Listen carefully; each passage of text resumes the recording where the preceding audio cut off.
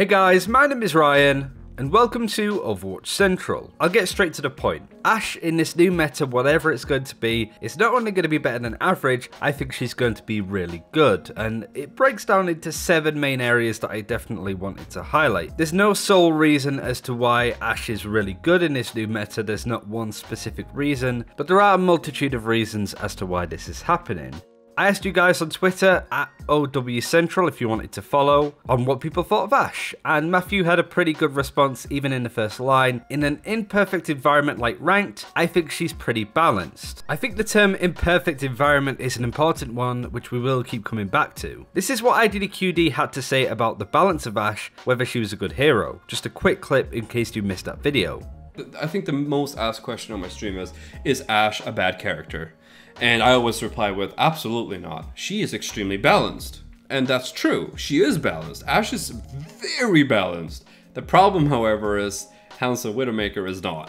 So, you'd rather opt in for them instead of going for a character that actually is well-rounded and balanced all around the edges, right? If you can gain an advantage, you'll take it. So you won't be playing Ashe, and you won't be playing MCCREE, you'd rather be playing Ashe or Widow. Widowmaker or Hanzo.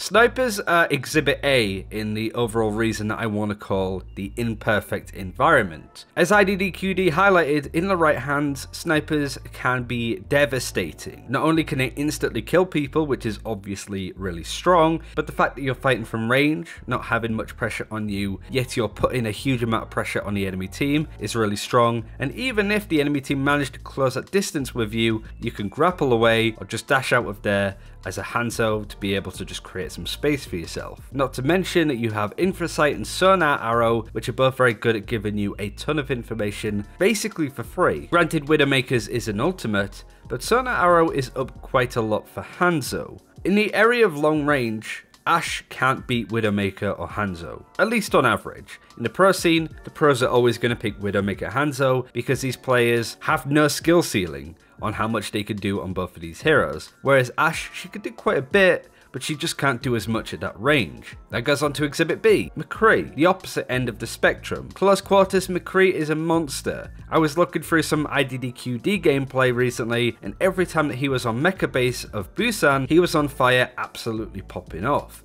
The reason for this is it suits MCCREE's playstyle. When MCCREE has a really good player playing him on a map that's really good for MCCREE, everything comes together and you start to see it in shape. This is why even when MCCREE wasn't that meta, he was still being played on areas like Ilios Well, remember Pine from stage 1 of last year in the Overwatch League, and also areas like University of Oasis. The point is just small enough that it doesn't really interfere with MCCREE's drop-off range, meaning that he can do basically full damage with anybody that's fighting on the point, and if you're very good, much like a lot of players are when they play him, you just tear things apart. Ashe also loses out to MCCREE at close range. But Ryan, I thought you were saying Ashe was good. Why are you telling us that she's worse than MCCREE close range and worse than Sniper's long range? Well, again, imperfect environment in the right hands. And let's face it, you can't play MCCREE all of the time and have the same amount of success. You can't play Widowmaker or Hanzo all of the time and have the same amount of success. It's very map dependent, and we're now in an area where maps do dictate the compositions and the playstyles that you may be running, depending on where you are, right? Before it was just play goats everywhere. Now it's, oh, we're on Watchpoint Gibraltar, let's play dive. We're on Junket on first point, Widowmaker for the long sightlines. Ilios Well, bring out the MCCREE and the Lucio to boot people into the well. Ashe isn't the best in all situations, but she's incredibly versatile because she's both quite good at long range, she can snipe people, but also she's really good close range too.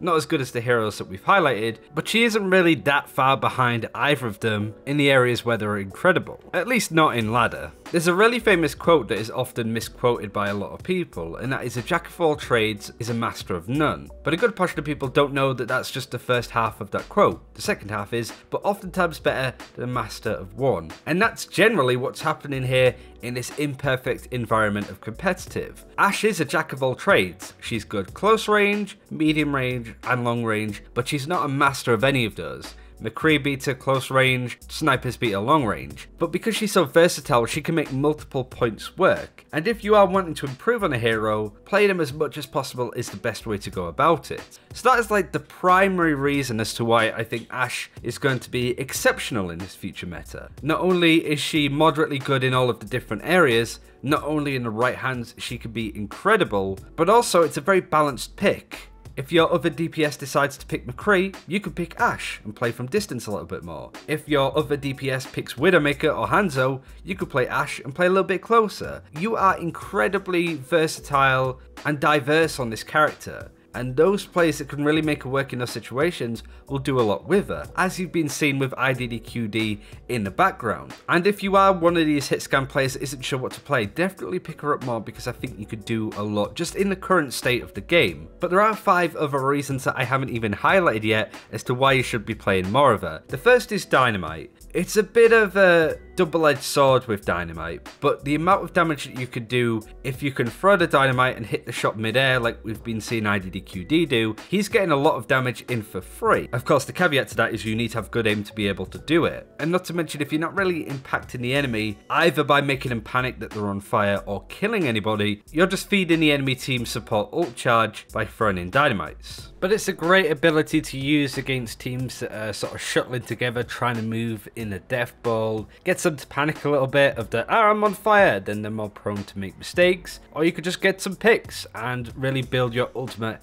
in a quick fashion because of it. Like I said, it's a double-edged sword, but I still think it's a really powerful bit of utility that Ashe has available to her that most importantly nobody else does. And it's just a nice bit of utility to have to really make it work, I do think. Another reason is Coach Gun. It's not a major reason in comparison, but one area that MCCREE is really weak at close range is he doesn't really have any movement abilities. Ashe, whilst it's on a longer cooldown than most movement abilities, does have Coach Gun to be able to move around. And as you're seeing with IDDQD on Watchpoint Gibraltar, he's really making that work here. In areas where MCCREE's just not going to be good because of the vertical mobility, it's really good at disengaging from certain situations. And like I said, it's not a major reason, but it's certainly one I wanted to highlight where she wins out a little bit up against MCCREE, but puts her on par with the other snipers that also have movement abilities. The final ability reason, at least, is Bob. For a long time, I think people thought that Bob was a really bad ultimate, one of the worst in the game. And maybe in the highest tier, that might be the case, you could just sort of move around him. But as we know in the lower tiers, much like I said with DYNAMITE, you can really get people to panic, and that's when they make mistakes. You can catch out aggressive teams by slipping a Bob in behind them that will flank them. It might force the enemy team to use stuff like sleeps,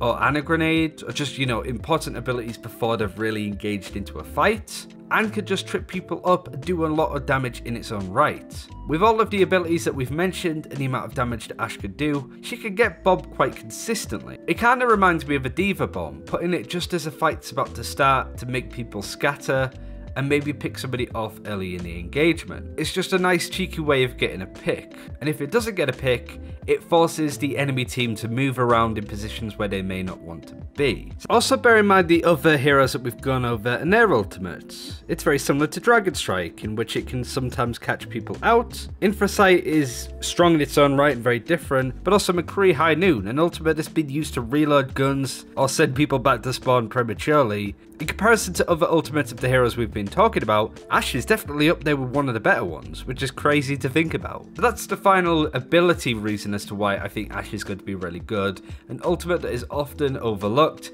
We mentioned Diva a little bit with a comparison to Diva Bomb, but she's also another reason as to why I think Ashe is really good right now. Diva's definitely been impacted by the nerfs that she had recently. She's still been played a little bit, but she's just not as good at eating up all the damage that's been thrown her way. As a person that plays a lot of Diva, recently I've been really struggling to make her work and would rather just go hog for the amount of damage that you can mitigate just from being a big fatty. But Diva and Defense Matrix being picked less means that more damage has been thrown out there, and whilst I'd say that this isn't a major reason, this isn't, you know, Diva going down, everybody else going up, it has an impact. Of course it has an impact. And the final reason I wanted to highlight in terms of other heroes is Mercy. Mercy's pick rate has been going up with the rise of snipers, stuff like Bunker Comp, you know, defensive Mercy to bring in people with res. Her pick rate's going up, and her synergy with Ashe is one of the best in the game. Mercy damage boosting and Ashe increases the damage of DYNAMITE, will increase the speed of which you get your ultimates,